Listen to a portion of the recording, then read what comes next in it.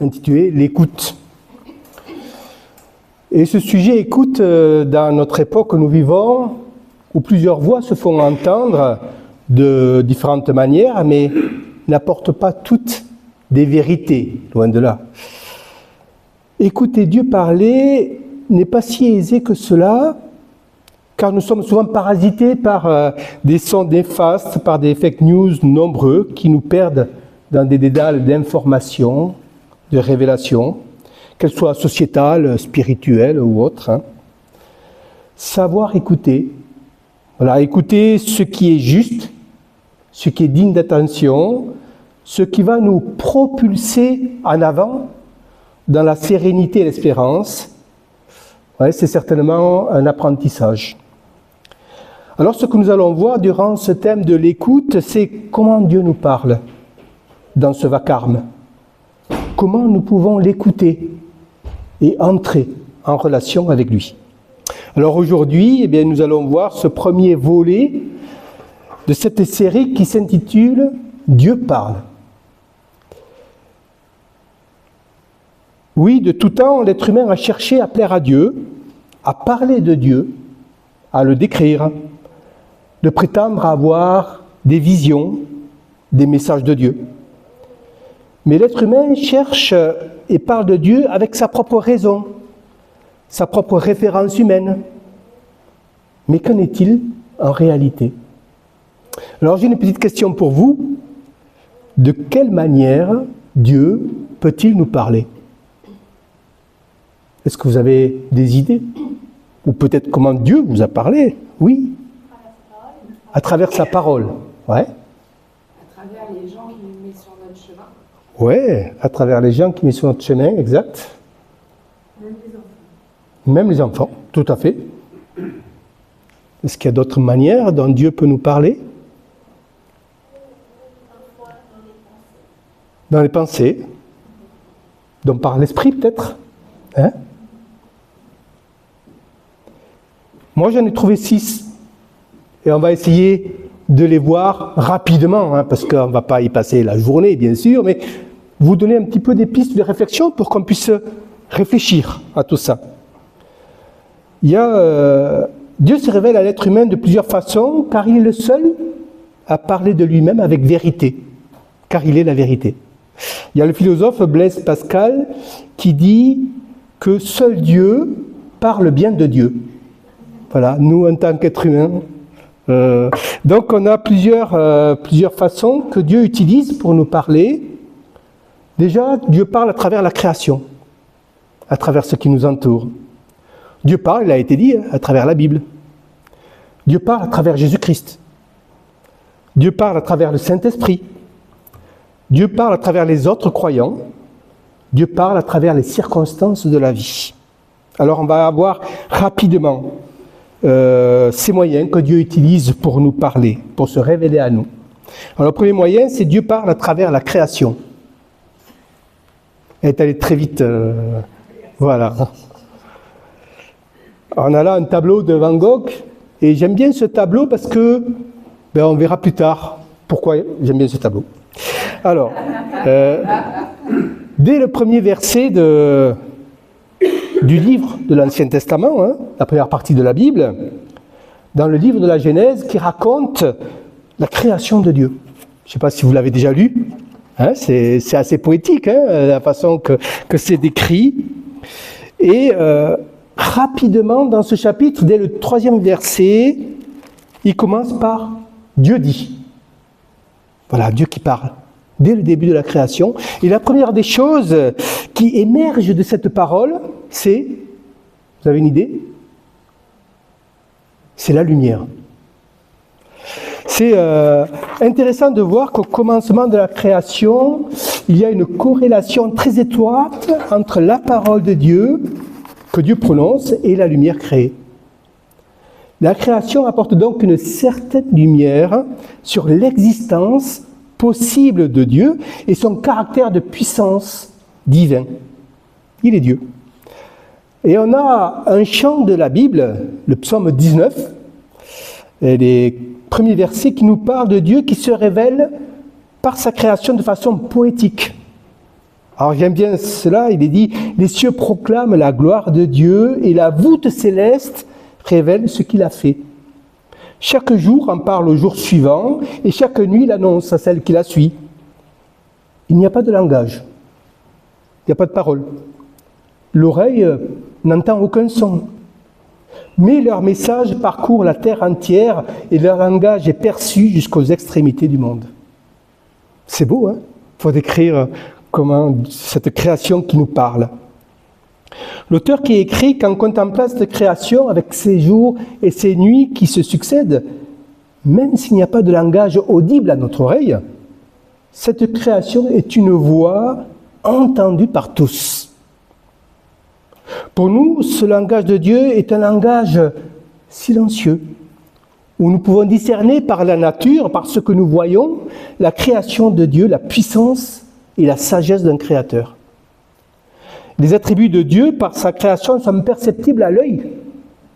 Ces choses visibles traduisent des choses invisibles sur Dieu, car ce qu'il fait manifeste quelque chose de ce qu'il est.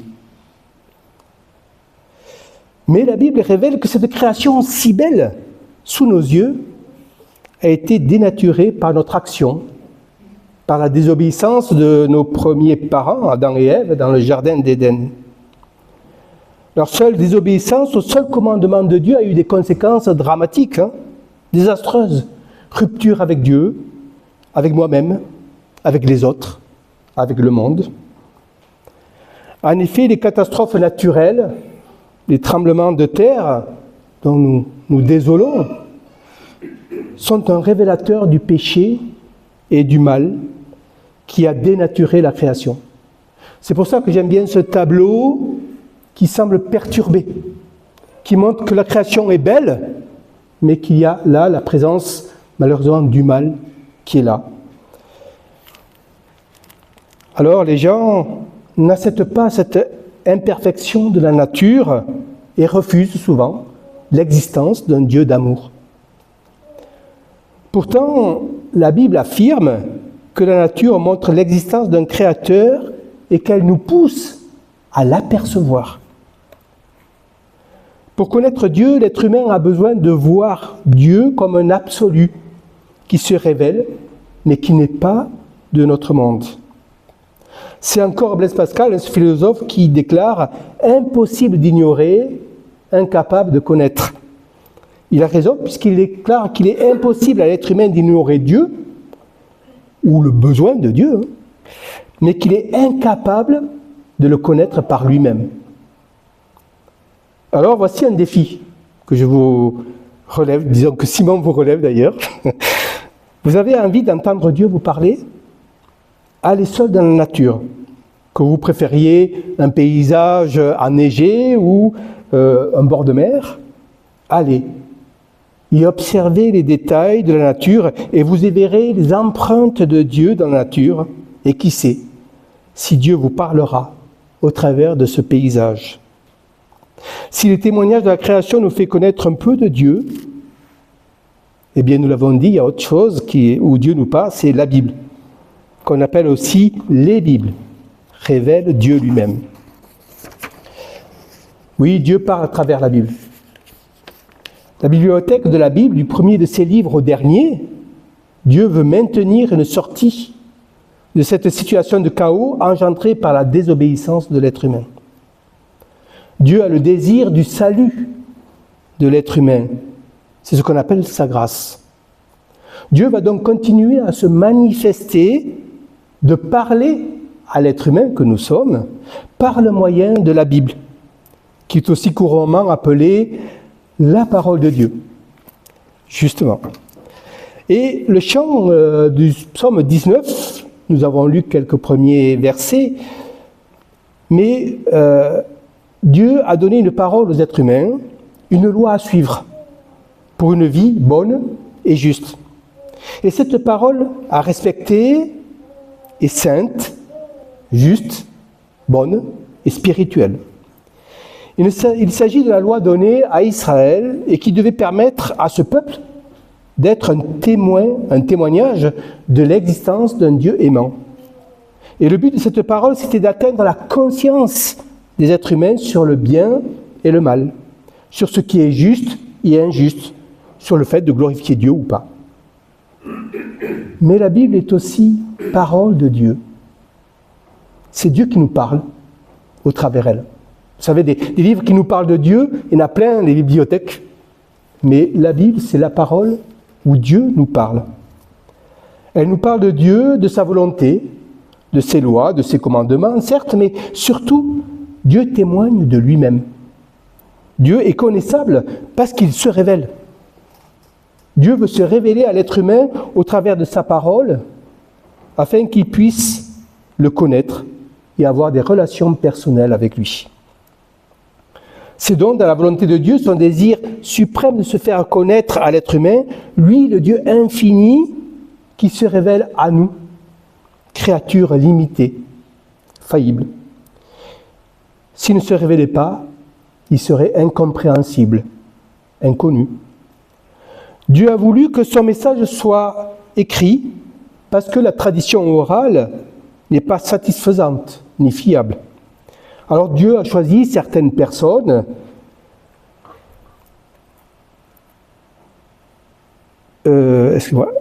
pour que ce qui a été dit oralement soit fixé et devienne parole de Dieu pour les êtres humains. Alors dans la langue française, on dit que les poètes sont inspirés. Dans la Bible, c'est la parole de Dieu qui est inspirée et non les auteurs. L'inspiration, c'est l'action de Dieu sur les êtres humains choisis par lui pour produire l'écriture inspirée selon la lettre. Enfin, Paul le dit dans 2 Timothée, toute écriture est inspirée de Dieu et utile pour enseigner, pour convaincre, pour corriger, pour instruire dans la justice. Incroyable. La Bible est donc à la fois parole de Dieu, ce qui garantit son infaillibilité, et la parole d'être humain, ce qui souligne son caractère humain et accessible. La Bible est le fondement de notre relation avec Dieu. C'est par elle que Dieu nous parle encore aujourd'hui. Elle est comme une lettre écrite par Dieu pour tous les humains de tous les temps. Alors, je vous encourage à la lire, à l'étudier, pour bien la comprendre, à vous nourrir de ces écrits qui vous feront connaître Dieu et qui vous montreront ce qu'il veut nous dire. La Bible souligne la volonté de Dieu de sauver l'être humain. Ces paroles écrites rapportent l'annonce orale des prophètes de la venue d'un Messie, d'un libérateur, des promesses de libération, de rédemption. Et donc Dieu nous parle au travers de Jésus-Christ. Dans l'évangile de Jean, nous lisons ce très beau passage qui parle du Fils unique de Dieu, parole de Dieu envoyée dans le monde. Il est dit, au commencement de toutes choses, la parole de Dieu existait. La parole était avec Dieu, elle était Dieu. Tout est venu à l'existence par elle. Et en elle se trouvait la vie, et cette vie était la lumière des hommes.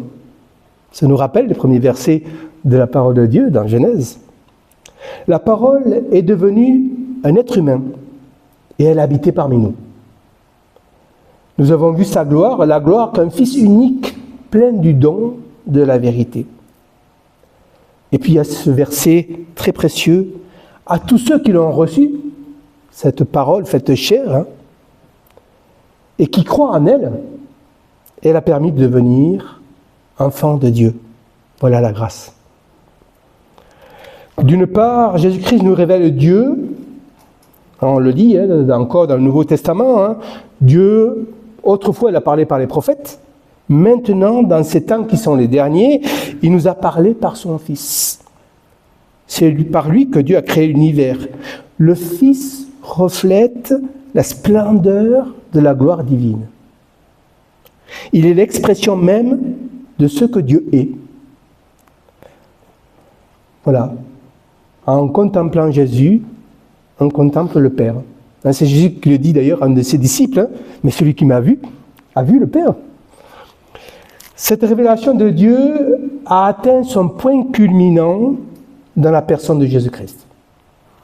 Jésus-Christ est la révélation ultime de Dieu. Il n'y a plus de révélation après Jésus, car tout a été accompli en lui. Rappelez-vous sur la croix, tout est accompli. Mais d'autre part, l'Écriture affirme que seul Jésus-Christ est celui qui est apte à venir restaurer les relations brisées avec Dieu, avec soi-même, avec les autres, avec le monde. Il est le seul sauveur donné par Dieu, le seul médiateur entre Dieu et les hommes. Il est l'envoyé de Dieu, comme un messager, comme un facteur apportant une carte de bonne année, un message de paix et d'espoir pour notre monde. Alors, si on a envie d'entendre Dieu nous parler, on peut chercher à connaître Jésus-Christ, qui il est, à apprendre plus sur lui et sur sa vie, ce qu'il a fait, ce qu'il a dit. Et on y percevra les faits et gestes du Créateur. Et puis, Dieu parle à travers le Saint-Esprit. Dieu parle à notre être intérieur par sa présence, qu'on appelle le Saint-Esprit. C'est Dieu, mais d'une manière invisible, qui nous guide et nous conduit. Il est déterminant. Il nous conduit à Jésus-Christ, parce qu'il nous montre ce qui est bon, ce qui est mal, ce qui est juste ou ce qui est condamnable. Dans l'évangile de Jean, il est écrit que c'est lui qui révèle la vérité. En révélant Jésus-Christ, il révèle la vérité, le véritable. Le Père prévoit le salut, le Fils réalise ce salut, et le Saint-Esprit nous accompagne à le vivre chaque jour. Il est là, voilà, pour nous rappeler les paroles de Jésus et nous rapprocher de lui, comme un projecteur qui braque la lumière sur quelqu'un, comme un vent qui nous réveille. Et puis Dieu parle aussi, il a été dit, à travers les croyants. Il est bon de ne pas vivre sa foi seul de son côté. Les autres croyants peuvent nous faire voir quelque chose qu'on n'avait pas vu sur Dieu, un nouvel éclairage. C'est aussi un discernement collectif. Voilà pourquoi on se rassemble, qu'on se retrouve, qu'on échange. On peut même regarder comment les chrétiens, dans les temps reculés, dans l'histoire, ont vécu certaines choses pour mieux comprendre Dieu. Bien sûr, c'est à faire avec discernement, prudence, examiner toutes choses et retenir ce qui est bon. Mais c'est un encouragement à se laisser interpeller par nos frères et sœurs dans la foi. Notre témoignage aussi est important dans l'annonce de la bonne nouvelle. Dieu nous utilise aussi pour dire sa parole à ceux qui ne la connaissent pas. Ce témoignage qui parle au cœur par notre amour pour Dieu et pour les uns les autres, par notre foi, notre fidélité à la Bible. Et puis Dieu parle aussi à travers les circonstances de la vie. J'ai bien aimé l'introduction qui montre ces cicatrices que nous portons. Dieu est là dans la vie qui est la nôtre. Il conduit nos vies quand on la lui remet entre ses mains. Et parfois, certaines circonstances sont dirigées par lui. Elles sont là pour nous aider dans les décisions de la vie. Elles sont là pour nous montrer le chemin à suivre. Alors, soyons attentifs. Lorsque plusieurs situations se font écho, c'est peut-être là la voix de Dieu. Dieu entend nos chants et nos prières. Je peux vous assurer qu'il a entendu notre louange tout à l'heure. Alors les circonstances, c'est vrai, ne sont pas toujours faciles et joyeuses. Mais nous vivons, n'oublions pas, dans un monde déchu. Seule notre foi dans l'amour de Dieu, le sacrifice parfait de Jésus-Christ et sa résurrection, lui qui, comme nous, a connu les affres de ce monde, cela peut nous aider. Alors pour résumer, Dieu désire nous parler. Et il utilise au cours de l'histoire humaine différents moyens pour cela. Dieu est toujours prêt à nous parler au travers de ces différents éléments que nous avons vus. À nous de tendre l'oreille de notre cœur, pour écouter Dieu nous parler, se faire connaître à nous et nous conduire dans nos prières, dans nos louanges, dans notre adoration, dans les choix de nos vies. Je vous propose ce matin de prendre le temps de nous rappeler comment Dieu nous a parlé. Est-ce qu'il nous a parlé par la création ? Est-ce qu'il nous a parlé par la parole ou par un verset particulier ? Est-ce qu'il nous a parlé par un autre croyant ? Ou par les circonstances de la vie, par l'esprit ? Alors prenons le temps de nous rappeler comment Dieu nous a parlé et nous a amenés à notre salut, à sa connaissance, pour pouvoir le remercier